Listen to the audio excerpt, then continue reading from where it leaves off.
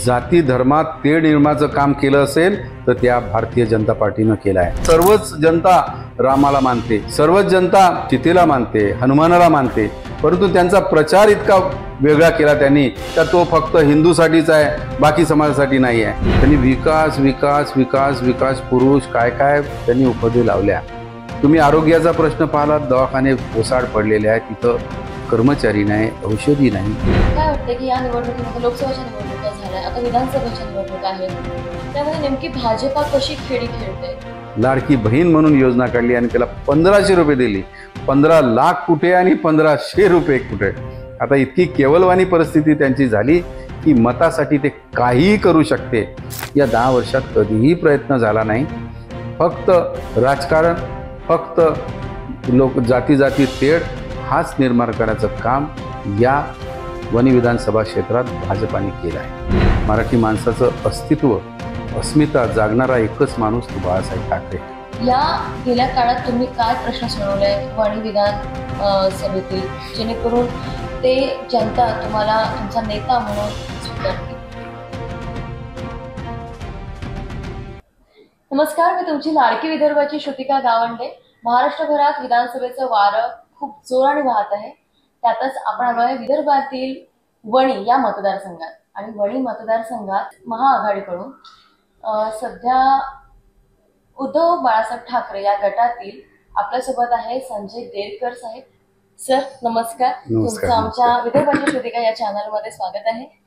आणि विधानसभेमध्ये तुम्ही उभे आहात आता सध्या, काय वाटतंय, कशी तयारी चालू आहे? महाविकास आघाडीची तिकीट मिळाल्यानंतर जो उत्साह या वणी विधानसभा मतदार क्षेत्रात आहे, तुम्ही आजपर्यंत गेल्या 3-4 निवडणुकीमध्ये कधीच पाहिला नाही।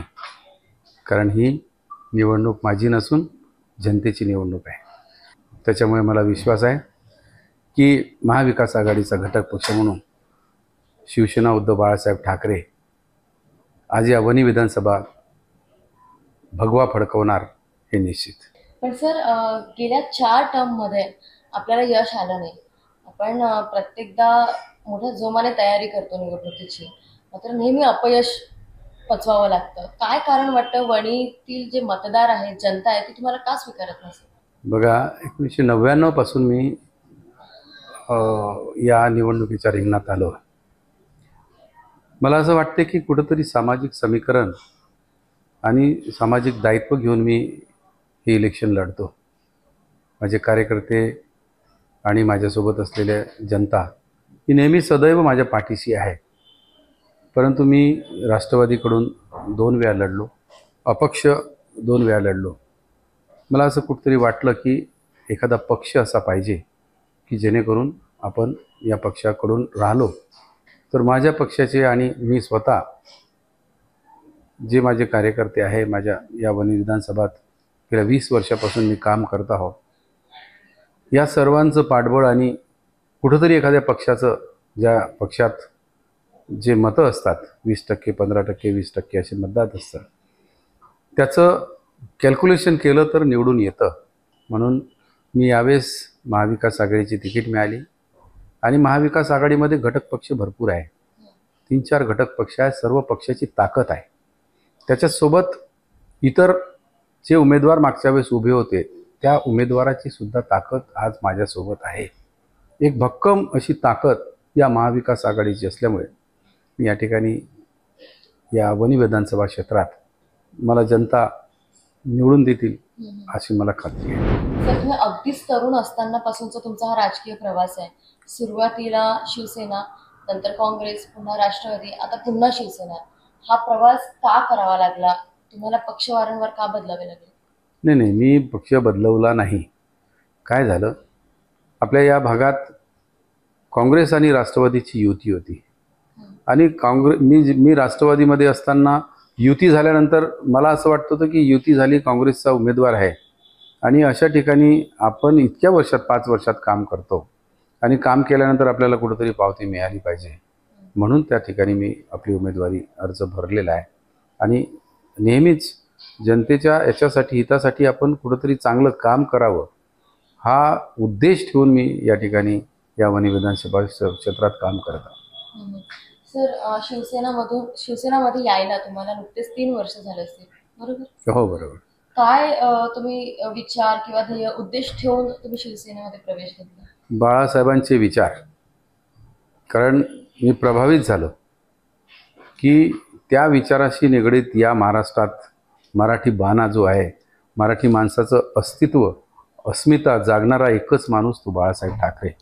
आणि त्याला प्रेरित होऊन मी या पक्षात प्रवेश केला. मी पक्षात प्रवेश करत असताना या ठिकाणी त्यावेळेसची परिस्थिती वेगळी होती. त्यावेळेस ही जी परिस्थिती होती ती एकत्र परिस्थिती होती आणि त्या परिस्थितीत मी प्रवेश केला. उद्धव बाळासाहेब ठाकरे त्यावेळेस मुख्यमंत्री होते. त्यांच्या सोबत आणि आपल्या या जिल्ह्याचे प्रमुख जे कोणी जिल्हाध्यक्ष होते ते सर्व सोबत येऊन त्यावेळेस मी उद्धव बाळासाहेब ठाकरेच्या गटात प्रवेश केला. मला असं माहीत नव्हतं की हे 5-6 महिन्यानंतर हे असं काही घडामोडी होतील आणि उद्धवसाहेब उतरतील. ही जी घडामोडी झाली, या घडामोडीत मला असं वाटत होतं की मी कुठंतरी मिंदेसोबत जावं की आपल्या साहेबासोबत राहावं. परंतु माझ्या मतदारसंघात या सरकारचं काहीच नव्हतं. या सरकारचं जे काही होतं ते शिवसेनेचं होतं, उद्धव बाळासाहेब ठाकरेचं होतं. मी विचार सार्वभौम आमच्या सगळ्या कार्यकर्त्याला विचारलं आणि त्यांनी सर्वांनी हे सांगितलं की आपण साहेबासोबत राहायचं. म्हणून मी त्यांच्यासोबत राहिलो. या 2-3 वर्षात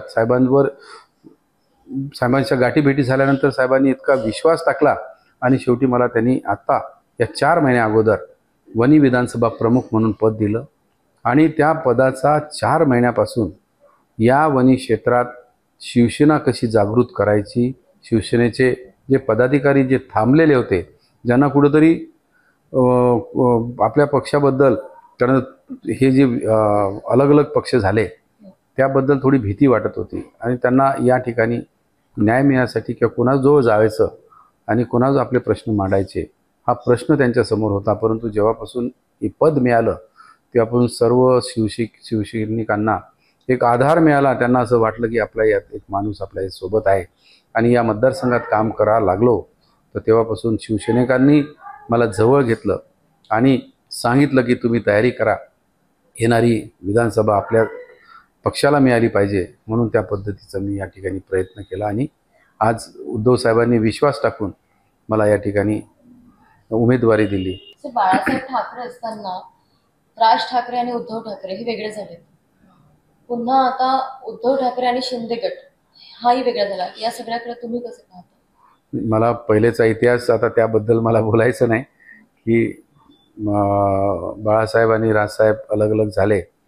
परंतु जेव्हापासून उद्धवसाहेब अलग झाले तेव्हा फार दुःख झालं.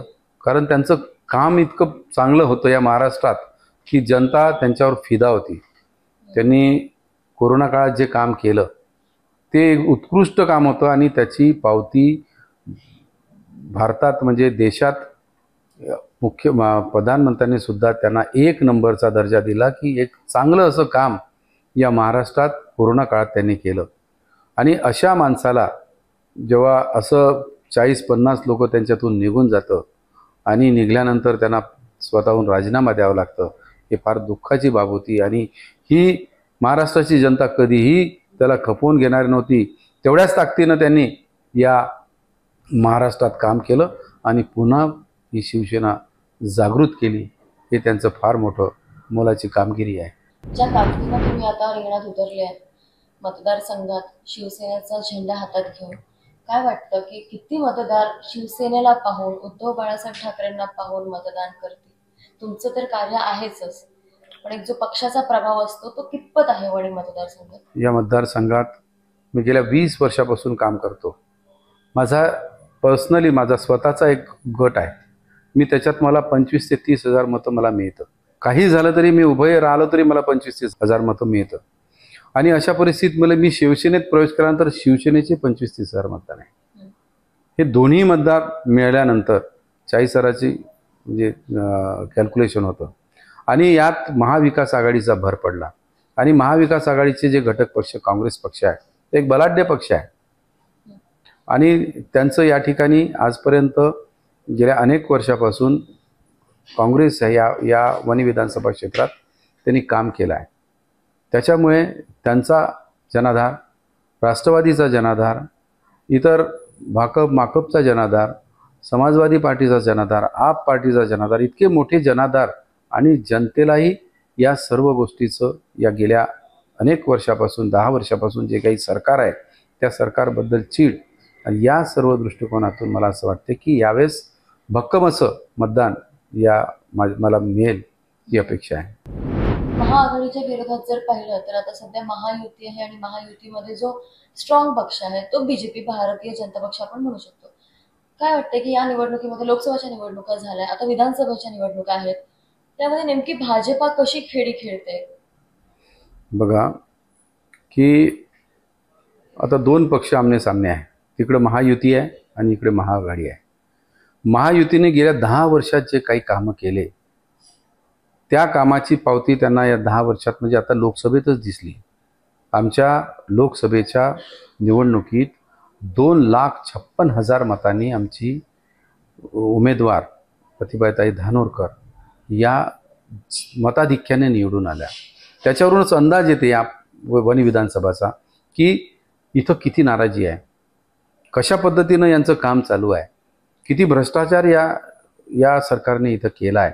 चांगलं काम असतं त्याचं जनता कधी स्वागत करते, पण गेल्या 10 वर्षापासून त्यांनी जे दिलेले आश्वासन आहे ते परिपूर्ण करू शकले नाही, म्हणून त्यांच्यावर त्या सरकारवर नाराजी आहे, त्या उमेदवारावर नाराजी आहे. या सर्व गोष्टी या जनतेला सर्व माहीत आहे. भारतीय जनता पक्ष सध्या जाती धर्माचं राजकारण करते असं वाटतंय का तुम्हाला? खूप जास्त जाती धर्मात तेढ निर्माचं काम केलं असेल तर त्या भारतीय जनता पार्टीनं केलं आहे. कारण आम्ही बघता आत्ताच अयोध्येमध्ये त्यांनी मंदिर बांधलं, त्या मंदिराचा ओहापोह इतका केला. अरे सर्वच जनता रामाला मानते, सर्वच जनता सीतेला मानते, हनुमानाला मानते, परंतु त्यांचा प्रचार इतका वेगळा केला त्यांनी का तो फक्त हिंदूसाठीच आहे, बाकी समाजासाठी नाही आहे.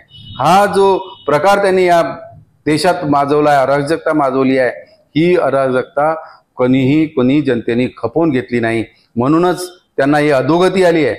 या 10 वर्षातल्या काळात त्यांनी जे काही जातीय तिढा निर्माण केला आहे, जातीत भांडणं केलं आहे, हिंदू मुस्लिम समोर आणलाय, इतर जातीत भानगडीचा मराठा समाजाच भांडून राहिलाय, आपला काय म्हणताला धनगर समाज हा सुद्धा रस्त्यावर आलाय,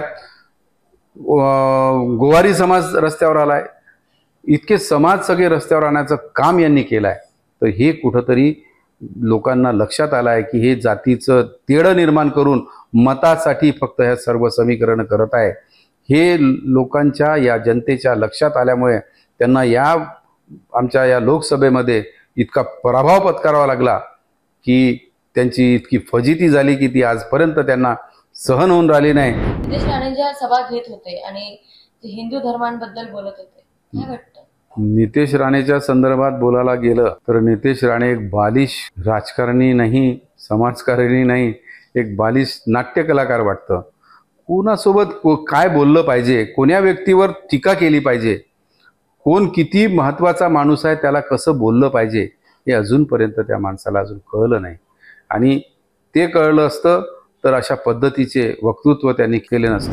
उद्धव बाळासाहेब ठाकरेंच्या घरासमोर आपल्याच विदर्भातील नवनीत राणा हनुमान चालीसा वाचायला गेल्या होत्या, काय वाटतं तुम्हाला याबद्दल? आता त्या केविलवाणी प्रकार वाटतो तो, कारण हनुमान चालीसा वाचायचं काम कोणाचं आहे? आपला जो भगवान आपण जो हनुमानजी मानतो, हा हनुमानजीला त्यांच्या देवळात महिलांना प्रवेश नसतं, फक्त पुरुष जाते. आणि पुरुष संस्कृती अशी आहे की ती हनुमान चालीसा तेच वाचते. आणि या महिलांनी अशा पद्धतीचा प्रकार करणं आणि तेही उद्धवसाहेब ठाकरेवरती टीका करायसाठी करणं हा एकदम लांछनापद आम्हाला सर्वांना वाटतं. वणी मतदारसंघात नेमकी काय कामे झाली नाही आहेत किंवा काय विकास कामे रखडली आहे ज्याच्यासाठी तुम्ही आता स्वतः तुम्हाला असं वाटतं की तुम्ही आमदार जर झाले तर मग तुम्ही ते कामं करू शकाल? या 10 वर्षाच्या कालखंडात त्यांनी विकास विकास विकास विकास पुरुष काय काय त्यांनी उपदे लावल्या, परंतु आपण या वणी विधानसभा क्षेत्रात बघतो की एकही रस्ता चांगला झालेला नाही. 10 वर्ष झाले. या 10 वर्षात एकच काम डबल. आणि म्हणजे विचार करा की त्या रस्त्याची क्वालिटी काय असेल, त्यात किती भ्रष्टाचार झाला असेल. इतका भ्रष्टाचार या रोडच्या कामात आहे. कारण त्यांना रोडचे कामं का दिसते? इन्स्टंट पैसे मिळते. त्यांना त्याच्यात चिरीमिरीची वाव आहे म्हणून ते रोडच्या कामात पडले आहेत. इतर कामं कधीही त्यांनी मला दिसलं नाही. शेतकऱ्याच्या संदर्भात, शेतमालाच्या संदर्भात असो की कधीच प्रश्न उठवला नाही. बेरोजगारीच्या संदर्भात कधी प्रश्न उठवला नाही. या मतदारसंघात फारच म्हणजे मूलभूत गरजा कमी आहे, परंतु त्याच्यावरती सुद्धा त्यांनी लक्ष दिलं नाही. आज या ठिकाणी तुम्ही आरोग्याचा प्रश्न पाहिलात, दवाखाने ओसाड पडलेले आहेत, तिथं कर्मचारी नाही, औषधी नाही. मी मागल्या या 5-6 महिन्यात एक विद्युतचा प्रश्न घेऊन या मतदारसंघात फिरलो आणि एक मोर्चा काढला आणि एक विद्युत परिषदसुद्धा घेतली. यात बघता विद्युतच्या इतक्या समस्या आहे. शेतकऱ्यांना रात्रीची वीज उपलब्ध होते, दिवसा होत नाही. विद्युत थोडासा पाणी आला, काही आला का विद्युत बंद होते. इलेक्ट्रिक बिल तर इतकं, छोट्याशा घरात आम्ही त्या दिवशी एक उदाहरण सांगतो. एक छोट्या गरिबाच्या घरात गेलो होतो. त्याच्या घरी फक्त एक लाईट आणि एक फॅनही नव्हता आणि अशा याच्यात त्याला 22,000चं बिल आलं. तो म्हणे, मी भाऊ म्हणे, मला माझा मुलगा मरण पावला, माझी सून आहे आणि मी आहो, एक मुलगा आहे त्याला. अशा परिस्थितीत मी 22,000चं बिल कुठून भरू? मी तात्काळ MSEBला चौकशी केली. MSEBला सांगितलं हे काय आहे, काय प्रकार आहे, की तुम्ही येऊन बघा की याला 22,000 येईल कसे. त्यांनी चौकशी केली, सगळ्या गोष्टी त्यांनी पडताळल्या. तात्काळ त्यांनी मीटर बदलवून दिलं आणि त्याला 1,500 रुपये बिल देऊन त्याचं मोकळं केलं. म्हणजे अशा पद्धतीचं काम या विधानसभेत होत आहे. शेतकऱ्यांना विजेचा मोठा अक्ष प्रश्न आहे. कारण तर शेतकऱ्यांना त्यांच्या शेतात पाणी द्यायचं राहिलं तर त्यांना ज्यावेळेस पाणी द्यायचं राहिलं त्यावेळेसच विद्युत बंद होते. असे अनेक प्रकार या वणी विधानसभा क्षेत्रात चालू आहे आणि त्याचं काम करायच्या दृष्टिकोनातून या 10 वर्षात कधीही प्रयत्न झाला नाही. फक्त राजकारण, फक्त जाती तेढ हाच निर्माण करायचं काम या वणी विधानसभा क्षेत्रात भाजपाने केलं आहे. सध्याचे जे आमदार आहेत भाजपाचे भूतपूर्व, काय वाटतं की गेल्या 10 वर्षात काय नेमका विकास त्यांच्याकडून अपेक्षित होता वणीकरांना आणि जो त्यांनी केला नाही? बघा, या सरकारने गेल्या 10 वर्षापासून सुरुवातीला जेव्हा निवडून आले त्यावेळेस इतके पोकळ असे आश्वासन दिले की असं वाटतं तो लोकांना की बा नाही, सरकार चांगली आहे. काँग्रेस सरकार गेल्या 30-40 वर्षापासून आहे, त्यांनी काही कामं केले नाही असं वाटून विश्वास देऊन या सरकारला त्यांनी निवडून दिलं. सुरुवातीलाच त्यांनी सांगितलं की आम्ही 15-15 लाख रुपये या सर्व शेतकऱ्यांच्या सर्वांच्या खात्यात टाकू. परंतु आपण आज परिस्थिती बघतो की 10 वर्ष झाले, आज कुठेतरी 1,500 रुपये त्या बहिणीला लाडकी बहीण म्हणून योजना काढली आणि त्याला 1,500 रुपये दिली. 15 लाख कुठे आणि 1,500 रुपये कुठे? आता इतकी केवलवाणी परिस्थिती त्यांची झाली की मतासाठी ते काहीही करू शकते. आता करायचीच होती त्यांना ही योजना, तर आल्या तेव्हापासून चालू केली असती महिलांना. आता 4 महिन्यात करायची काय गरज होती? या 4 महिन्यात इलेक्शन्स होते, त्यांना कुठेतरी महिलांचे मतं पाहिजे होते, त्यासाठी ही योजना केली. आम्हाला काही म्हणायचं नाही की योजना का केली, परंतु आत्ताच का केली हा आमचा यक्ष प्रश्न आहे की आत्ताच का केली. इलेक्शन समोर ठेवून असे योजना कराल तर त्या घातकी योजना आहे. लोकांना, सगळ्यांना, जनतेला सगळ्यांना माहीत होऊन गेलं की घातकी योजना आहे, हे फक्त 4 महिन्यासाठी आहे, नंतर काही होणार नाही. पण उद्धव साहेबाचं आणि महाविकास आघाडीचं सरकार आलं तर या योजनेत पुन्हा उजाळा देणार आहे. आमच्या मॅनिफेस्टोमध्ये, आमच्या जाहीरनाम्यामध्ये ते डिक्लेअर करणार आहे की आपण पुढे या महिलांसाठी एक चांगलं सक्षमीकरण आणि चांगली योजना या महाराष्ट्रात आणणार आहे.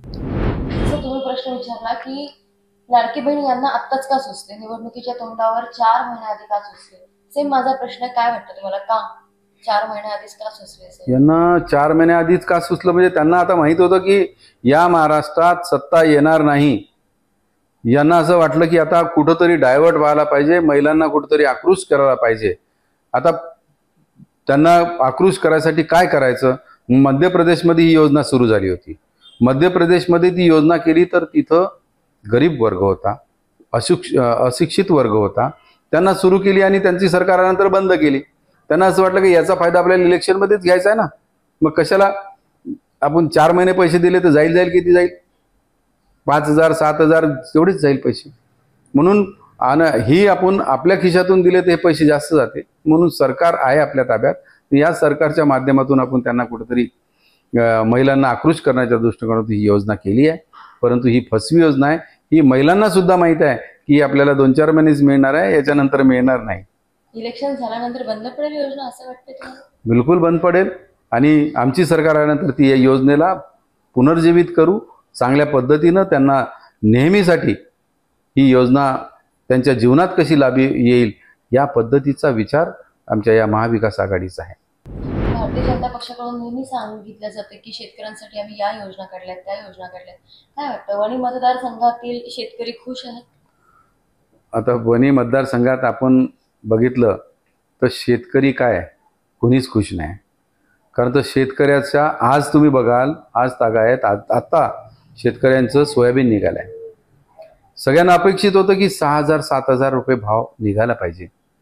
नाही निघाला तर गव्हर्नमेंटनी खरेदी केली पाहिजे. या नाफेडमार्फत या जी एजन्सी गव्हर्नमेंटची आहे त्याच्यामार्फत ही योजना त्यांनी जास्त पैशात घेऊन केली पाहिजे. परंतु आज तागायत आज जेव्हा माल निघाला, सोयाबीन निघालं, तर आज भाव आहेत 3500 ते 4,000 रुपयेपर्यंत. शेतकऱ्यांना इतकी हवालदिल परिस्थिती होऊन गेली. कापसाला सुद्धा भाव 5,000 ते 6,000 रुपये आहे.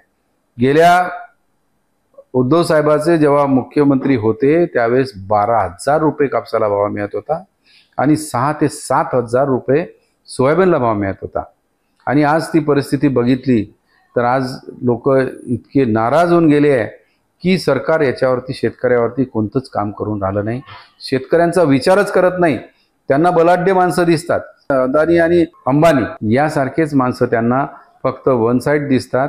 ते त्यांच्यावरतीच काम करते, शेतकऱ्यावरती त्यांचं बिलकुल लक्ष नाही. म्हणून ही सरकार फेल झाली आहे. मतदारसंघात तिहेरी लढत आहे असं जनतेमधून बोललं जातं. तुम्हाला काय वाटतं, तुमची कोण प्रतिस्पर्धी आहे?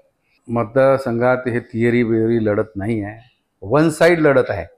कारण तर हा वणी विधानसभा क्षेत्रात जनतेने ही निवडणूक हातात घेतली आहे. म्हणून मला कोणीच वाटत नाही की कोणता पक्ष या ठिकाणी टिकेल. ही वन साईड जनता या महाविकास आघाडीला मतदान करतील आणि त्याला निवडून देतील. गेल्या 10 वर्षापासून सिटिंग आमदार आहेत भाजपाचे. आता त्या 10 वर्षांमध्ये त्यांचा एक जनसंपर्क दांडगा झाला असेल तर त्यांच्या मागे त्यांचे मतदार असतीलच. आपला प्रश्न बरोबर आहे, परंतु या मतदारसंघात जे विद्यमान आमदार आहे त्यांचा संपर्क बिलकुलच नाही.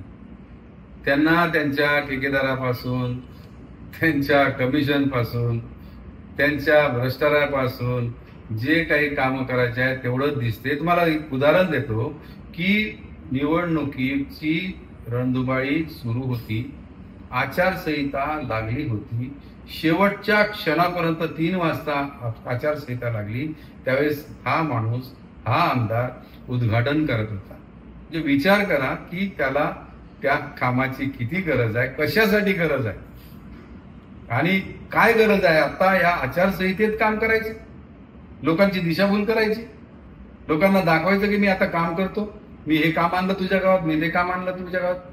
त्यांनी नारळ फोडले, फक्त एकही काम होणार नाही त्यांचं. लोकांची दिशाभूल इतकी केली, प्रत्येक गावात गेले, सोबतच नारळ, सोबतच त्यांचा फलक. त्या ठेकेदाराला इतकं परेशान केलं की तो ठेकेदारही मला काही भेटले होते, त्यांनी सांगितलं की आता हे काही कामं होणारी नाहीये, हे कामं फक्त आम्हीच दाखवासाठी जनतेसमोर एक दाखवत आहे. परंतु आता कसं आहे, आम्हाला हे करावं लागते, अशी परिस्थिती त्यांनी निर्माण केली आणि या परिस्थितीत ही जनता कधी त्यांना माफ करणार नाही, ही मला खात्री आहे. वणी मतदारसंघाला उभाटासाठी एक तिकीट सुटली, मात्र काँग्रेसचे संजय खाडे हे नाराज झाले आणि त्यांनी बंडखोरी करून त्यांनी त्यांचा फॉर्म भरला. तर काय वाटते, तुमचं मताचं विभाजन होणार आहे की येतील, त्यांची समजूत घालणार आहात तुम्ही, काय? संजय खाडे हा माझा मित्र आहे. तो काँग्रेस पक्षाची त्याने तिकीट मागितली, मी उद्धव बाळासाहेब पक्षाची तिकीट मागितली. आम्ही दोघंही एकत्र आलो, एक दिवस बसलो. त्यांनी मला प्रश्न केला की बाबा म्हणे, संजय भाऊ, तुम्हाला तिकीट मिळाली तर मी राहणार नाही आणि मला तिकीट मिळाली तर तुम्ही राहू नका. मी त्याला शब्द दिला की मला तिकीट मिळाली तर मी 100% तुझ्यासोबत आहो आणि त्यांनी मला शब्द दिला की मी सुद्धा तुझ्यासोबत आहो, कोणत्याही प्रकारे करणार नाही. परवाच आपल्या या यवतमाळ वाशिम मतदारसंघाचे खासदार संजय भाऊ देशमुख हे सुद्धा त्यांच्या घरी गेले. त्यांनी सांगितलं मला थोडी खुशी आहे, माझे कार्यकर्ते आहे, मला फॉर्म भरायचा आहे, फॉर्म भरतो आणि 4 तारखेला मी परत वापस करतो, असं त्यांनी शब्द दिला. आणि मला आशा आहे तो चांगला आहे. त्यांनी या मतदारसंघात काम केलं आहे. या मतदारसंघात त्यांनी गेल्या 1-2 वर्षापासून, तसा तर फार काँग्रेसचा जुना कार्यकर्ता आहे, परंतु या 2-3 वर्षात त्यांनी या मतदारसंघात चांगलं काम केलं आहे. अशा व्यक्तीला तिकीट मिळायला पाहिजे होती काँग्रेसकडून, परंतु आता 3 पक्ष एकत्र असल्यामुळे, ही उभाटाच्या वाट्याला गेल्यामुळे, तो माझा मित्र असल्यामुळे मला आशा आहे की तो या 4 तारखेला वापस घेतील. मनसेकडून राजू बांभुरकर यांनी पण फॉर्म भरलाय, ते पण निवडणुकीच्या रिंगणात आहे. काय वाटतं, त्यांच्या बाजूला किती मतदार राहतील, किती जनता त्यांना सपोर्ट करेल? तर राजूभाऊ उंबरकरच्या बाबतीत बोलायचं झालं, तो सुद्धा माझा मित्र आहे, परंतु गावात अलग अलग चर्चा आहे. त्यांचे कामं करण्याची अलग पद्धत आहे, आमची कामं करण्याची अलग पद्धत आहे. त्यांचे कामं वेगळे आहे. तुझे कामं करते हे जनतेला कसे करते हे माहीत आहे. मला त्याबद्दल जास्त बोलावं असं वाटत नाही, कारण आपापल्या पद्धती असते, त्या पद्धतीत ते जाते. परंतु मी या मतदारसंघात गेल्या 20 वर्षापासून काम करतो. ते एक प्रामाणिक म्हणून काम करतो, जनतेला कुठेही फसवत नाही. कोणाचंही काम असो ते प्रामाणिकदृष्ट्या त्याला समजावून सांगतो.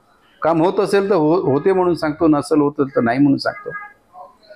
म्हणून जनतेचा विश्वास मी संपादन केला आहे. अनेक प्रश्न जनतेचे मार्गी लावले आहे. म्हणून आज या ठिकाणी या वणी मतदारसंघात जनता माझ्या पाठीशी आहे. पांढरं सोनं पिकवणारा तुमचा हा जिल्हा आहे, तरी या जिल्ह्यात त्या शेतकऱ्यांची दयनीय अवस्था आहे, असं वाटतं तुम्हाला? आहे खूप काही दयनीय अवस्था आहे, कारण त्यांच्या शेतमालाला भाव नाही.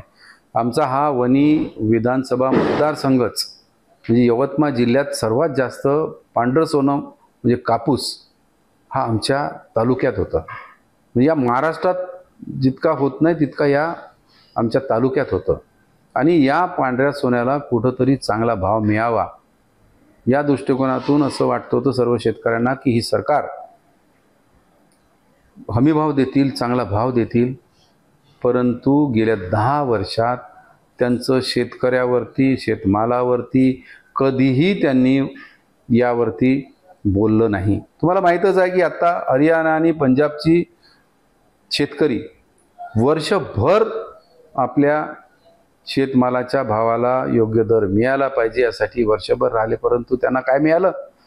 अनेक शेतकरी मृत्युमुखी पडले, अनेक शेतकरी तिथं जखमी झाले, त्यांच्यावर अश्रुधूर सोडण्यात आला, परंतु त्या शेतकऱ्यांची कैवारी ही सरकार कधीही झाली नाही. आणि त्याच पद्धतीनं पूर्ण देशात शेतकरीच्या संदर्भात या सरकारने कधीही उपाययोजना केली नाही. तुमच्या मतदारसंघात सगळ्यात मोठा प्रश्न शेतकऱ्यांना हाही भेडसावत आहे की जो प्राण्यांचा हौदाच आहे, तो त्यांना खूप जास्त त्रास होतो. एकतर पिकाला भाव नाही, बी बियाणे महाग आहे, ते वेगळी गोष्ट, पण प्राण्यांचा जो त्यांना त्रास होतो सतत, यासाठी काय तुमच्याकडे काही आहे उपाय? या भागात वन्य प्राण्यांचा खूप त्रास आहे, कारण तर भोवताल शेताच्या भोवताल जंगल आहे. साप असो, वाघ असो, रानडुक्कर असो किंवा हे रोही असो, यांचा इतका हदोष आहे की पीक जेव्हा वरती येते त्यावेळेस त्याचं निस्तेनाभूत करून टाकतं त्या शेतकऱ्यांचं. त्यांनी आत्ताच या 8 दिवसा अगोदर उपोषण मांडलं होतं काही शेतकऱ्यांनी. मी त्याला भेट दिली आणि बघितलं ते शेतकरी इतके हवालदिल होते. त्यांना असं वाटतं की काय करायचं, आम्ही शेतात कसं संरक्षण करायचं पीक मालाचं. तर त्यांनी 8 दिवस उपोषणाला बसले, पण एकही सरकारचा माणूस तिथं आला नाही. आचारसंहिता लागल्यामुळे शासनाने त्यांना सांगितलं की तुम्ही नंतर बसा. इतका यक्ष प्रश्न आमच्या या भागात जनावरांचा आहे, रानटी डुकरांचा आहे. कित्येक लोक वाघाच्या यांनी मरण पावले. त्यांनासुद्धा त्यांचं जे काही मिळालं पाहिजे ते मिळत नाही. परंतु आमची सरकार आल्यानंतर याच्यावर चांगला उपाययोजना करण्यात येईल. शेतीला कसं कसं त्यांना या जनावरांपासून वाचवता येईल हा प्रयत्न ही सरकार करतील. आम्ही त्या विधानसभेत हा प्रश्न मांडू आणि या शेतकऱ्याला दिलासा देऊ. भविष्यात तर तुम्ही प्रश्न सोडवालच, पण आता सध्या तुम्ही इतके वर्ष जरी सत्तेत नसले तरी राजकारणात समाजकारणात अतिशय अग्रेसर होतच. या गेल्या काळात तुम्ही काय प्रश्न सोडवले वणी विधान सभेतील, जेणेकरून ते जनता तुम्हाला तुमचा नेता म्हणून स्वीकारतील? वणी विधानसभा क्षेत्रात मी भरपूर असे कामं केले आहे. विजेचा प्रश्न, विजेच्या संदर्भात, कारण तर आपल्या भागात या चंद्रपूर आणि वणी भागात कोळसाखाणी आहे आणि या कोळसाखानेतून कोळशापासून वीज निर्माण होते आणि ती पश्चिम महाराष्ट्रात जाते. त्याचा फायदा आम्हाला होत नाही आणि त्याच्यासाठी आम्ही सरकारला 1,25,000 लोकांच्या स्वाक्षरी घेऊन देशाचे पंतप्रधान नरेंद्र मोदी, त्यावेळेसचे मुख्यमंत्री उद्धवसाहेब ठाकरे आणि इतर विद्युतचे मंत्री जे होते त्यांनासुद्धा आम्ही ही पूर्ण लेखाजोखा पाठवला. सर्व शेतकऱ्यांच्या गावात फिरू आम्ही प्रत्येक गावात गेलो, त्यांचे प्रश्न घेतले आणि ते सरकार दरबारी मांडले, जेणेकरून सरकारला कुठंतरी जाग यायला पाहिजे की ही कुठं विद्युत ही आम्ही त्याच्यात डिमांड केली होती की कमीत कमी शेतकऱ्यांना विद्युत माफ झाली पाहिजे. विद्युत जे बिल येत आहे ते बिल 100 ते 200 युनिट कमी झालं पाहिजे घरचं युनिट. कारण तर घरी 2-3 ट्यूबलाईट राहतं आणि 1000 आणि 1500, 2000 आणि 5000 अशी बिलं येतं. हे कुठंतरी थांबवलं पाहिजे. गरीब वर्गांना विद्युत 100 ते 200 युनिट माफ झाली पाहिजे. शेतकऱ्यांना शेतात सोलर पंप लागलं पाहिजे. जे इतर राज्यात 90% सबसिडी आहे, ती सबसिडी आपल्या राज्यात 30% आहे आणि ही सबसिडी कमी आहे, ती 90% केली तर प्रत्येक घरावर सोलर लागेल, जेणेकरून विद्युतचा खर्च कमी होईल आणि त्याला विद्युत रेग्युलर मिळेल. हे प्रश्न आम्ही त्यांच्या दरबारी मांडले आणि हे सर्व निवेदन घेऊन आम्ही या SDO मार्फत मुख्यमंत्री आणि पंतप्रधानांना पाठवले. अशाच पद्धतीचं आमच्या भागात ACC कंपनी आहे. या ACC कंपनीचे खूप गाड्या शेताच्या बाहेरून चालतात आणि त्याला पिकाचं नुकसान होतं त्या डस्टमुळे. त्यांनासुद्धा आम्ही त्या कंपनीकडून, सरकारकडून रेम्युनरेशन म्हणून प्रत्येक कास्तकाराला ₹1,00,000, ₹2,00,000 अशा पद्धतीचं मिळवून दिलं आहे. त्याच्यामुळे जनतेला माहीत आहे की काम करणार माणूस. आम्हाला तुम्हाला एक सांगतो की आमच्या इथं एक, तुम्ही जसं म्हटलं की पांढरं सोनं आमच्याकडे आहे. म्हणजे पराठीमधून कापूस निघतं हा एक भाग, दुसरा भाग त्याचा पराठी जी उभी राहते, जे त्याचे धनकट आपण त्याला म्हणतो, पराठी म्हणतो आमच्याकडे. आता तुमच्याकडे काय म्हणतं माहीत नाही तुमच्या साईडला, पण आमच्याकडे पराठी म्हणतो. त्याचे जे उन्हाळ्यात आम्ही त्याला तोडून टाकतो आणि जाळून टाकतो. मी त्याचा एक वणीमध्ये सोलरचा एक विद्युत म्हणजे डस्ट म्हणजे काय म्हणतो त्याला आपण ॲग्रिकल्चर वेस्टपासून विद्युत तयार करायचा 10 मेगावॅटचा कारखाना मी इथं त्यावेळेस चालू केला होता. म्हणजे एकाचा भाड्याने घेतला आणि गेल्या 3 वर्ष तो चालवला आणि जी काही पराठी म्हणतो आपण त्याला, जे धनकट असते त्याच्यापासून विद्युत निर्माण कशी होईल आणि त्या शेतकऱ्यांना त्याचा पैसा कसा मिळेल. त्यावेळेस इतका पैसा शेतकऱ्यांनी कधी पाहिला नाही का. जो वेस्ट माल होता ज्याचा आपण जाळून टाकतो त्या मालाला कमीत कमी 1600 ते 1700 रुपये टनाने आम्ही तो माल घेतला, त्यांना पैसे मिळवून दिले.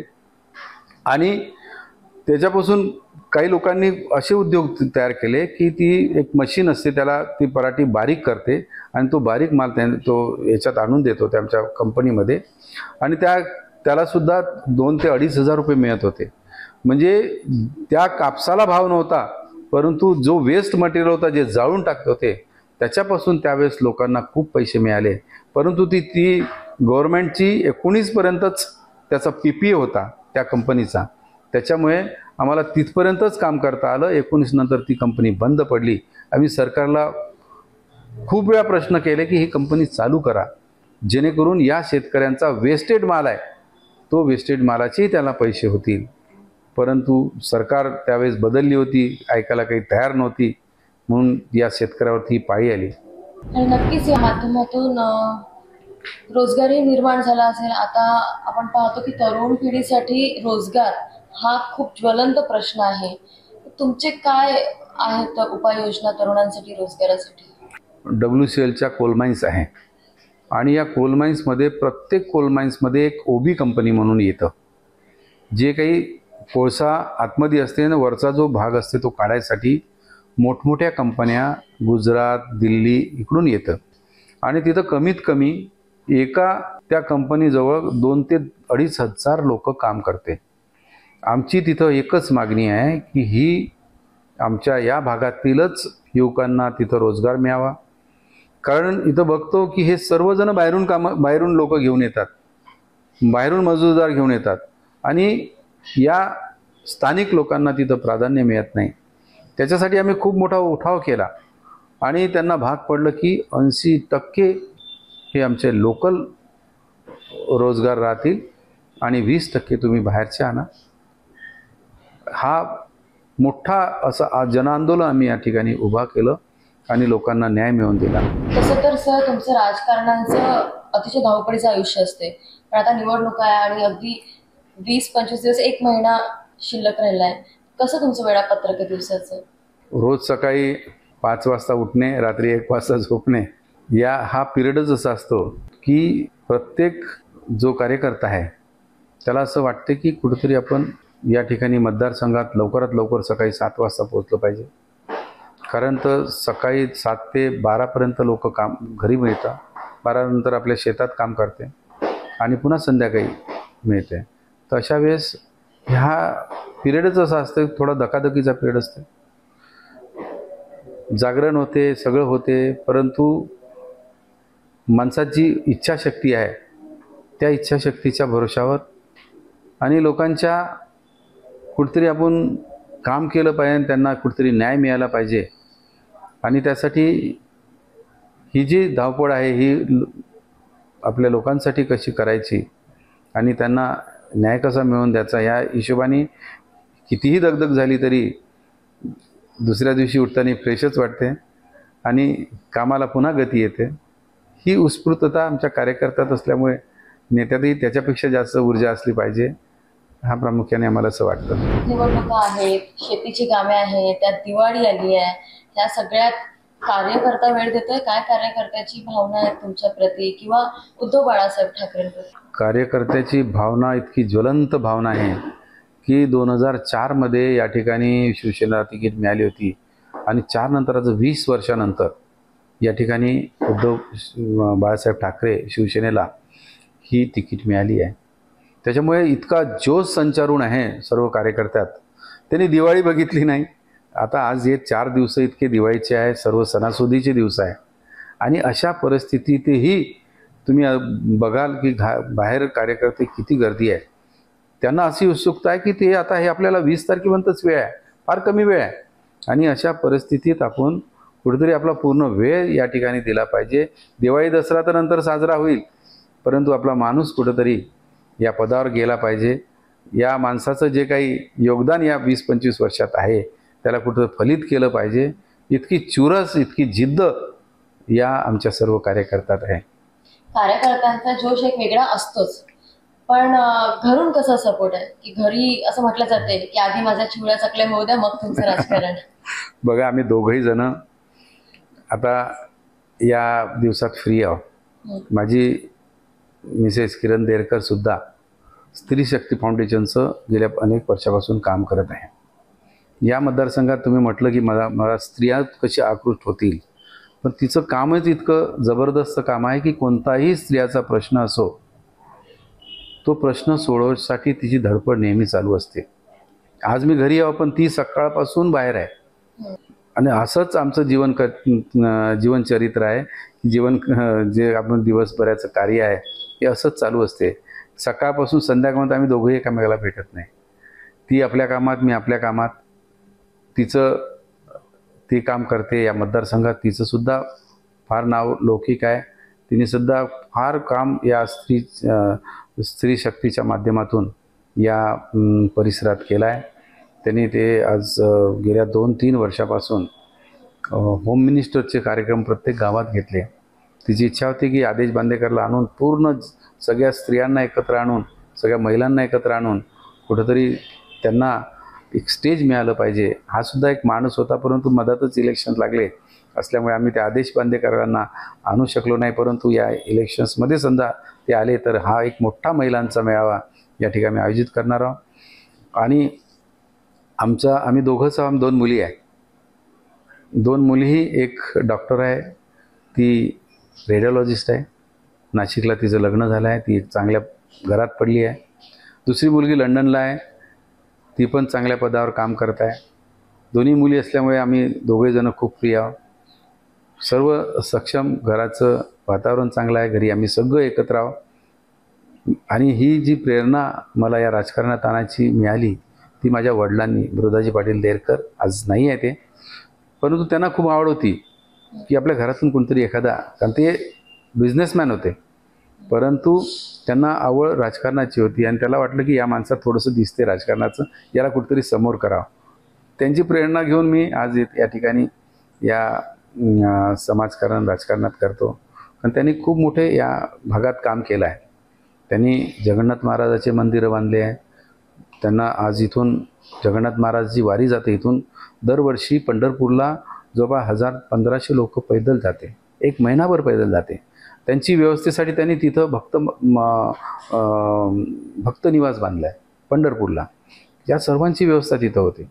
आणि हे त्यांचं भक्तिमय काम, समाजकारण, राजकारण, हे आम्हाला कुठंतरी त्यांची दिशा, आणि ते धरूनच आम्ही आमच्या या कुटुंबाचं, मी सर्वात कुटुंबात मोठा आहो, त्याच्यामुळे मला सर्वांचं दायित्व आहे. कुटुंब आमचं फार मोठं आहे. देरकर कुटुंब या वणी विधानसभात खूप मोठं कुटुंब आहे. आणि सर्व एकत्र आहोत. आम्ही सर्व एकत्र, कोणतेही कार्यक्रम असले तरी आम्ही एकत्र काम करतो. तुम्ही सांगितलं की मतदारसंघातील स्त्री शक्तीसाठी किंवा स्त्रियांच्या विकासासाठी, स्त्रियांना दिशा देण्यासाठी नेतृत्व ताईंनी हाती घेतलंय. तर मग ताईंनी लाडकी बहिणीचा लाभ घेतला की नाही? नाही, ताईंनी घेतला नाही लाडकी बहीण.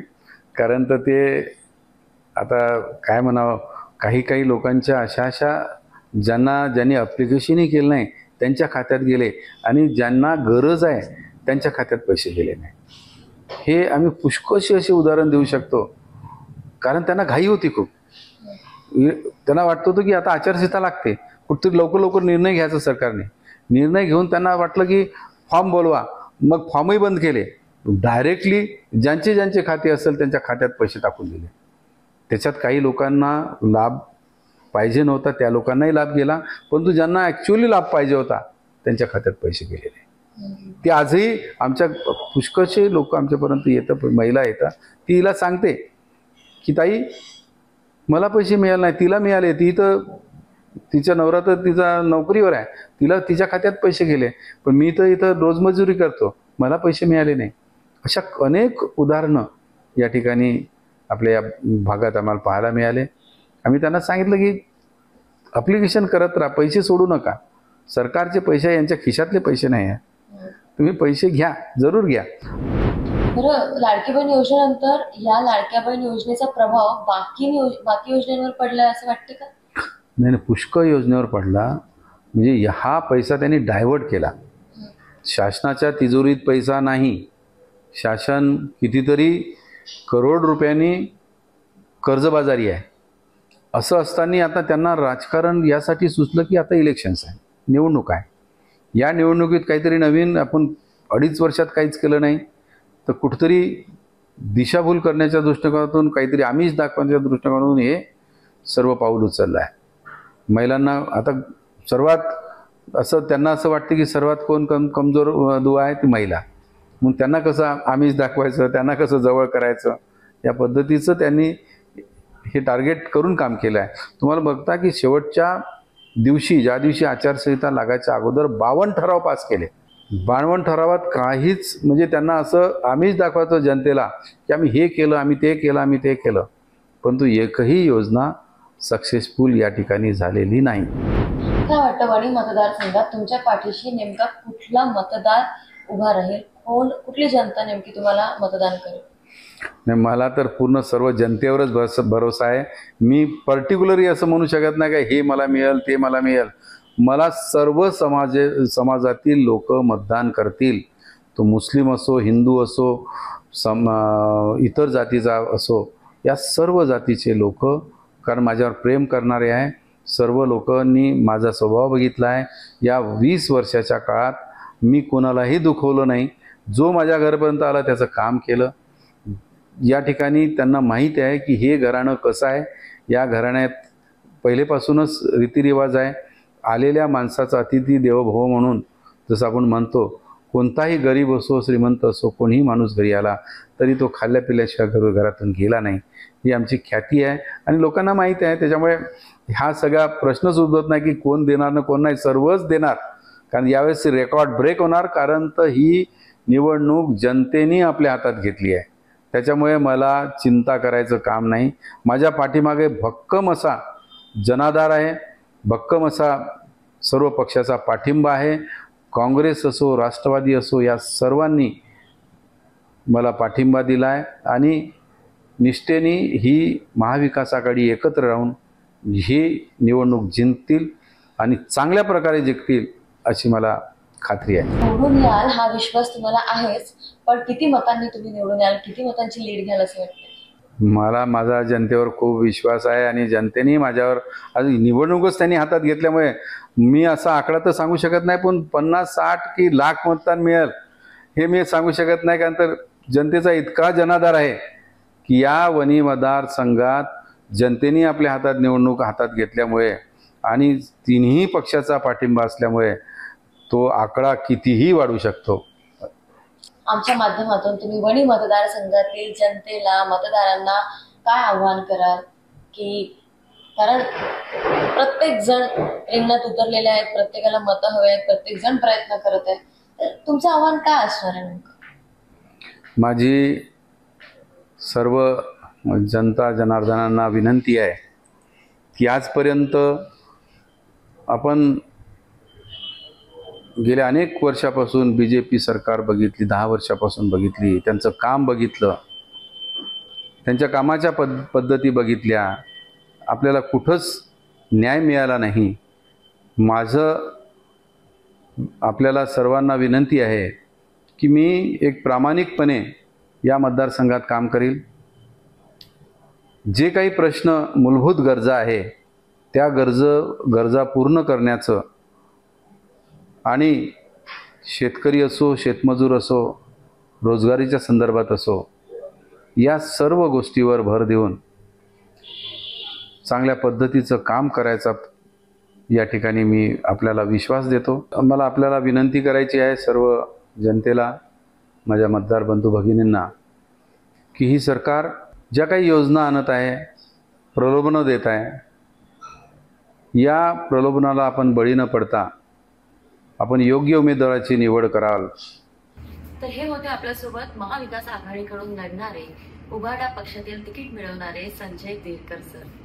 सरांना पूर्ण विश्वास आहे की ते वणी मतदारसंघातील सगळ्याच प्रश्नांना मार्गी लावू शकतात आणि महाविकास आघाडीतील त्यांचे सर्व पक्षमित्र त्यांच्यासोबत ताकदीने उभे राहतील. त्यातल्या त्यात जनताही त्यांना भरभरून आशीर्वाद देईल. सर, खूप खूप धन्यवाद की तुम्ही आमच्यासोबत चर्चा केली, माझ्या दारांसोबत एवढा संवाद साधला. नक्कीच आमच्याकडून तुम्हाला शुभेच्छा आहेत. आणखी यासारख्या मुलाखती बघण्यासाठी पाहत राहा विदर्भाची श्रुतिका. आणि नवीन कोणी असेल तर चॅनलला सबस्क्राईब करजा. कमेंट बॉक्समध्ये सांगा की संजय दरेकर सर निवडून येतील की नाही. तर पुन्हा भेटूयात नवीन व्हिडिओ सोबत. तोपर्यंत धन्यवाद.